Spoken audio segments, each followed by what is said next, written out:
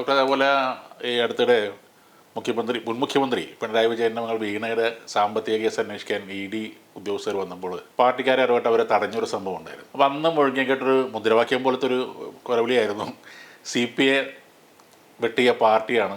ആ രീതിയിലൊരു ഇതുണ്ടായിരുന്നു. പക്ഷേ CPI വെട്ടിയ പാർട്ടി എന്ന രീതിയിൽ പിന്നീട് അത് സോഷ്യൽ മീഡിയയിലേക്ക് വന്നപ്പോൾ ആൾക്കാരത് കേട്ടത് കൂടുതലും TPI വെട്ടിയ പാർട്ടിയാണെന്നുള്ളതാണ്. ഒരർത്ഥത്തിൽ പറഞ്ഞാൽ രണ്ടുപേരും വെട്ടിയിട്ടുണ്ട്, CPI വെട്ടിയിട്ടുണ്ട്, TPI വെട്ടിയിട്ടുണ്ട്.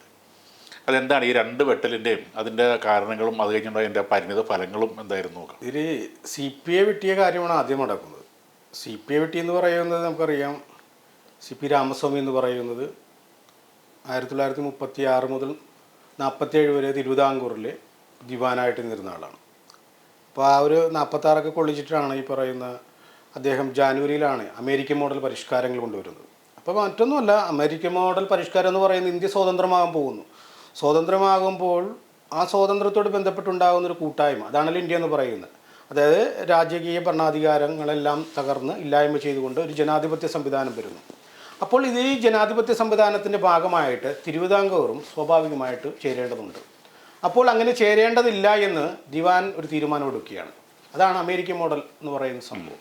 അപ്പോൾ അതായത് ഇവർ പറഞ്ഞു വെക്കുന്നത് പൂർണ്ണമായിട്ടുള്ള ഇന്ത്യ എന്ന് പറയുന്ന സ്വാതന്ത്ര്യം മുമ്പുണ്ടായിരുന്നൊരു ഇന്ത്യയുണ്ട്. ആ ഇന്ത്യ അതേപടി നിൽക്കുകയാണെങ്കിൽ ഞങ്ങളതിൽ ചേരാം. പാകിസ്ഥാനെ വിഭജിക്കുമ്പോൾ സ്വാഭാവികമായിട്ടും അത് പൂർണ്ണമായിട്ടുള്ളൊരു ഇന്ത്യയല്ല. അതുകൊണ്ട് തന്നെ അതിൽ ഞങ്ങൾ ചേരാനും താല്പര്യമില്ല. മാത്രമല്ല, അത്തരമൊരു ഇന്ത്യ രൂപീകരിക്കപ്പെടുമ്പോൾ അതിനോടനുബന്ധിച്ചുണ്ടാകുന്ന നിയമനിർമ്മാണ സഭയോ അല്ലെങ്കിൽ അതിനോടനുബന്ധിച്ചുണ്ടാകുന്ന സഭകളുണ്ട്, അല്ലെങ്കിൽ നിർമ്മാണത്തോട് ബന്ധപ്പെട്ട് അതിലൊന്നും തന്നെ തിരുവിതാംകൂർ പങ്കെടുക്കില്ല എന്നും നിഷ്പക്ഷതയോടെ നിലനിൽക്കും. അതായത് ഒരു സന്ധിയുടെയോ അല്ലെങ്കിൽ ഒരു പാക്റ്റിൻ്റെയോ അടിസ്ഥാനത്തിൽ ഈ ഇന്ത്യ എന്ന് പറയുന്ന ഒരു ജനാധിപത്യ സംവിധാനത്തിൻ്റെ ഭാഗമായിട്ടുള്ള ഒരു സ്വതന്ത്ര രാഷ്ട്രമാണെന്നുള്ളതാണ് സർ CP മുന്നോട്ട് വെക്കുന്നത്. അപ്പോൾ സർ CPയോട് ബന്ധപ്പെട്ട് വരുന്ന ഈ ഒരു ആശയങ്ങൾ നിലനിൽക്കുന്ന സമയത്ത് തന്നെയാണ് പുന്നപ്ര വയലാർ സമരം നടക്കുന്നത്. അപ്പോൾ അതിനോടനുബന്ധിച്ചുണ്ടാകുന്ന വെടിവയ്പ് എന്ന് പറയുന്നത് അന്ന് ഈ നമ്മുടെ മഹാരാജാവെന്ന് പറയുന്നത് ശ്രീ ചിത്തിരതിരുനാൾ മഹാരാജാവാണ്. അപ്പോൾ അദ്ദേഹത്തിൻ്റെ ജന്മദിനത്തോട് ബന്ധപ്പെട്ടാണ്, അല്ലെങ്കിൽ ആ ഒരു ദിവസത്തിലൊക്കെ തന്നെയാണ് ഈ വെടിവയ്പ് ഉണ്ടാകുന്നത്. അപ്പോൾ അതിനോടനുബന്ധിച്ചുണ്ടാകുന്ന കുറേ കാര്യങ്ങളുണ്ട്.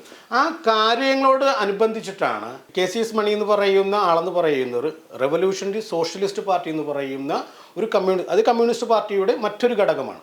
അപ്പോൾ അതിനോടനുബന്ധിച്ചിട്ടുണ്ടാകുന്ന ഒരു പ്രവർത്തകനാണ്. അപ്പോൾ ഈ റെവല്യൂഷണറി സോഷ്യലിസ്റ്റ് പാർട്ടി എന്ന് പറയുന്നത് 1940 രൂപീകരിക്കുന്നത്. നമുക്കറിയാം 1925 CPI, ഇന്ത്യയിലെ ആദ്യത്തെ കമ്മ്യൂണിസ്റ്റ് പറയുന്ന CPI രൂപീകരിക്കുന്നത് 25 ഡിസംബർ 26 ബന്ധപ്പെട്ടാണ് അത് രൂപീകരിക്കപ്പെടുന്നത്. അപ്പോൾ CPI മുന്നോട്ട് വെക്കുന്ന ഒരു ആശയമുണ്ട്. ആ ആശയം എന്ന് പറയുന്നത് സോഷ്യലിസം, സമ്പൂർണ്ണമായിട്ടുള്ള സോഷ്യലിസം കൊണ്ടുവരിക. പക്ഷേ സോഷ്യലിസം കൊണ്ടുവരുന്നതിന് മുമ്പ് തന്നെ ജനാധിപത്യ വിപ്ലവം ഉണ്ടാകണമെന്നും അതിലൂടെ സോഷ്യലിസം ഉണ്ടാകണമെന്ന് ആഗ്രഹിച്ചവരാണ്. അപ്പോൾ KCS മണിയോട് ബന്ധപ്പെട്ട് വരുന്ന RSPയുടെ ഒരു കാഴ്ചപ്പാടാണ്. അവരുടെ കാഴ്ചപ്പാടെന്ന് പറയുന്നത് അതായത് സോഷ്യലിസമാണ്. അതിനുവേണ്ടി കാത്തിരിക്കാൻ സമയമില്ല, ദ്രുതഗതിയിലുള്ള സോഷ്യലിസം ഉണ്ടാക്കുക എന്നുള്ളതാണ്. അപ്പോൾ അതിൻ്റേതായിട്ടുള്ള ആശയങ്ങൾ എന്ന് പറയുന്നത് ബംഗാളിനോട് ബന്ധപ്പെട്ട് വരുന്ന അനുശീലന സമിതി, അതുപോലെ തന്നെ കൊളോണി ശക്തികളുണ്ട്, അവർക്കിത് രൂപപ്പെട്ടിട്ടുള്ള ബംഗാളിനോട് ബന്ധപ്പെട്ട് രൂപപ്പെട്ടിട്ടുള്ള അവിടുത്തെ സായുധ സംഘങ്ങളുണ്ട്, കമ്മ്യൂണിസ്റ്റ് ആശയങ്ങളോട് ബന്ധപ്പെട്ട് സായുധ സംഘങ്ങളുണ്ട്. അതിനോടനുബന്ധിച്ചിട്ടാണ് കേരളത്തിൽ ഈ പറയുന്ന ഒരു പ്രവർത്തനമായിട്ട് നിൽക്കുന്ന ഒരാളാണ് KCS മണി എന്ന് പറയുന്നത്. അദ്ദേഹമാണ് ഈ സ്വാതിരുനാളിനോട് ബന്ധപ്പെട്ട് വരുന്ന അദ്ദേഹത്തിൻ്റെ മരണത്തോട് ബന്ധപ്പെട്ട് വരുന്ന അതിൻ്റെ ശതാബ്ദി, അതിൻ്റെ ഒരു ആഘോഷ പരിപാടി അനുസ്മരണം നടക്കുന്ന വേദിയിൽ അവിടെ മഹാരാജാവുണ്ട്, അതുപോലെ ദിവാനായിട്ടുള്ള സർ CP ഉണ്ട്. അപ്പോൾ അവിടെ നടക്കുന്ന ഒരു സംഗീത വിരുന്നിനോടനുബന്ധിച്ച് അത് കഴിഞ്ഞതിന് ശേഷം സർ CP കാറിൽ കയറാൻ വേണ്ടി അതിൻ്റെ സമീപത്തേക്ക് പോകുമ്പോഴാണ് ഈ മണി എന്ന് പറയുന്ന കമ്മ്യൂണിസ്റ്റ് പ്രവർത്തകൻ അദ്ദേഹത്തെ വെട്ടുന്നത്. ആദ്യത്തെ വെട്ടെന്ന് പറയുന്നത് കഴുത്തിലാണ് വെട്ടുന്നത്. അപ്പോൾ അത് ഷാൾ ധരിച്ചിട്ടുണ്ട്. രണ്ടാമത്തെ വെട്ടെന്ന് പറയുന്നത് ഇടത് ഭാഗത്തെ കവിളിൻ്റെ താഴെയിലാണ്. അപ്പോൾ കവിള് ഇങ്ങനെ മുറിഞ്ഞ് നല്ലോണം തൂങ്ങുന്നുണ്ട്. പിന്നെ അപ്പോൾ തന്നെ കറണ്ട് പോകുന്നു.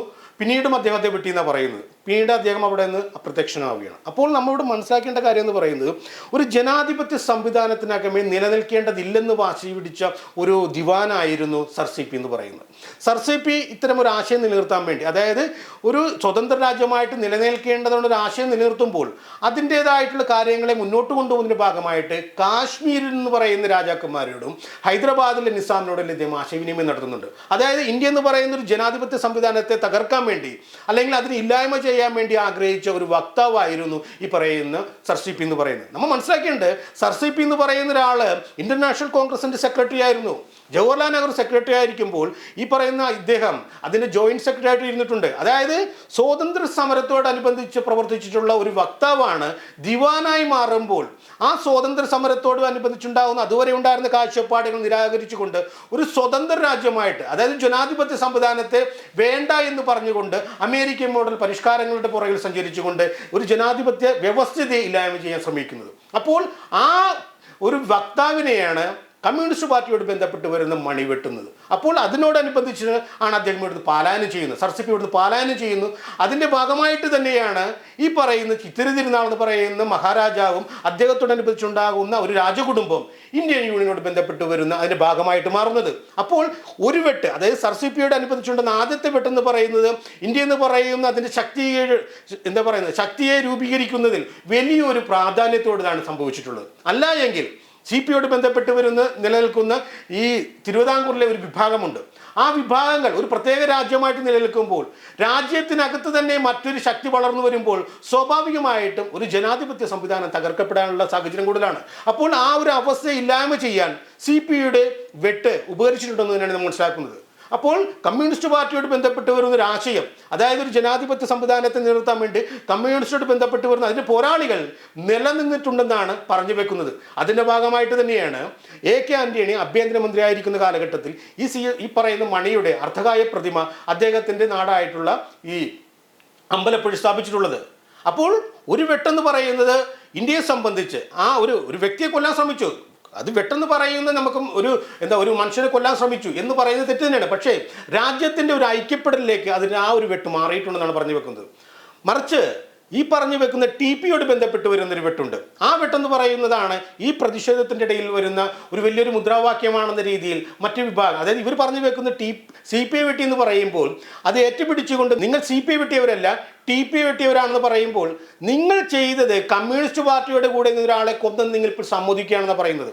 നമുക്കറിയാം 2009 ഈ TP ചന്ദ്രശേഖരൻ എന്ന് പറയുന്ന ഒരാൾ ഈ കമ്മ്യൂണിസ്റ്റ് പാർട്ടിയിൽ നിന്ന് മാറിക്കൊണ്ട് പുതിയൊരു പാർട്ടി ഉണ്ടാക്കുന്നത്. അപ്പോൾ ആ പാർട്ടിയോടെല്ലാം ബന്ധപ്പെട്ട് വരുമ്പോൾ 2012 അദ്ദേഹത്തെ ഈ വാടക കൊലയാളി ഉപയോഗിച്ചുകൊണ്ട് ഈ കമ്മ്യൂണിസ്റ്റ് പാർട്ടിയോട് ബന്ധപ്പെട്ടവരാണെന്ന് പറയുന്ന ഒരു വിഭാഗം കൊല്ലുന്നത്. അപ്പോൾ കമ്മ്യൂണിസ്റ്റ് പാർട്ടി ഇതിനെ നിരാകരിക്കുന്നുണ്ടെങ്കിലും കമ്മ്യൂണിസ്റ്റ് പാർട്ടിയോട് അനുഭാവമുള്ള പല വക്താക്കളും ഇതിൻ്റെ ഭാഗമായി പ്രവർത്തിച്ചു എന്നുള്ള കാര്യം ഈ ജനങ്ങൾക്കെല്ലാം അറിയാവുന്നതാണ്. അപ്പോൾ 51 വെട്ടെന്ന് പറയുന്നത് 51 വയസ്സുള്ള TP ചന്ദ്രശേഖരനെ 51 വെട്ടിലൂടെ കൊന്നെന്ന് പറയുമ്പോൾ 51 ആഴത്തിലുള്ള മുറിവുകളുണ്ടായെന്ന് പറയുന്നത്. 51 വർഷം ജീവിച്ചവൻ ഓരോ വർഷത്തിന് അവൻ്റെ ശിക്ഷ എന്ന രീതിയിലാണ് ഓരോ വെട്ടിനെ നമ്മൾ കണക്കാക്കേണ്ടത്. അപ്പോൾ ആ വെട്ടിനെ അതിനെ വലിയ ഒരു മഹത്തരമായൊരു പ്രവൃത്തിയായിട്ട് കൊണ്ടാടുന്ന കമ്മ്യൂണിസ്റ്റുകളുണ്ട്.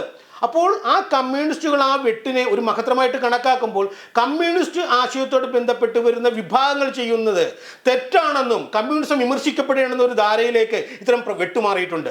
ആദ്യത്തെ CP രാമസ്വാമിയോട് അനുബന്ധിച്ചുണ്ടാകുന്ന ഒരു വെട്ട് ഇന്ത്യ എന്ന് പറയുന്ന രാഷ്ട്രീയ വ്യവസ്ഥയെ ഊർജ്ജപ്പെടുത്താൻ സഹായിച്ചപ്പോൾ കമ്മ്യൂണിസ്റ്റ് പാർട്ടിയോട് ബന്ധപ്പെട്ട് 2012 ഒരു കൊലപാതകം കേരളത്തിൽ കമ്മ്യൂണിസ്റ്റ് പാർട്ടിയുടെ മുഖച്ഛായക്ക് തന്നെ ഒരു പ്രഹരമായിട്ടാണ് മാറിയിട്ടുള്ളത്. അപ്പോൾ നമ്മൾ മനസ്സിലാക്കേണ്ടത് ഒരാളെ കൊല്ലാൻ വേണ്ടി ഇത്രയും മൃഗീയമായ ഒരു രീതിയിൽ കൊലപാതകം നടത്തിയിട്ടും അതിനെ തള്ളിപ്പറയാൻ പാർട്ടി തയ്യാറായിട്ടുണ്ടോ? പാർട്ടി പറയുന്നത് ഞങ്ങളല്ല എന്ന് പറയുമ്പോഴും പാർട്ടിയോട് അനുഭാവമുള്ളവർ, പാർട്ടിയോട് ചേർന്ന് നിൽക്കുന്നവർ അതിൻ്റെ ആ കേസോട് ബന്ധപ്പെട്ട് പ്രവർത്തിച്ചുണ്ടെന്ന് മനസ്സിലാക്കുമ്പോൾ ഈ വെട്ടിനെ പാർട്ടി അംഗീകരിക്കുന്നുണ്ടെങ്കിൽ അല്ലെങ്കിൽ ഈ പാർട്ടിയെ തള്ളിക്കളയുന്നില്ലെങ്കിൽ ഈ പാർട്ടിയുടെ അല്ലെങ്കിൽ കമ്മ്യൂണിസ്റ്റ് പാർട്ടിയുടെ തകർച്ചയ്ക്ക് ആക്കം കൂട്ടിയ ഒരു വെട്ടായിട്ടാണ് ഈ TP ചന്ദ്രശേഖരൻ്റെ ഈ മരണത്തെയും അതിനോടനുബന്ധിച്ച് ഇപ്പോൾ പറയപ്പെടുന്ന ഈ ഒരു വെട്ടിനെ നമുക്ക് കണക്കാക്കാൻ പറ്റുമെന്നാണ് നമ്മൾ മനസ്സിലാക്കുന്നത്.